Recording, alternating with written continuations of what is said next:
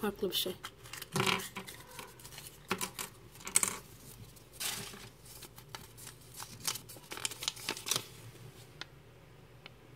Sonunda. Şekil çiziyor bunlarla. Evet. Ha, kalem mi var altta? Ha, renkli. Geçir oturt şeyine. Neyse bu kadar oturuyor yani. Göster şöyle. Allah. Bir şey olmaz.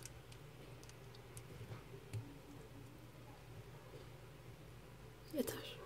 Arkasında bir şey yok zaten. Ortaya doğru koy azıcık, ittir ileri. İttir iyice ittir. Tamam, çok küçük zaten.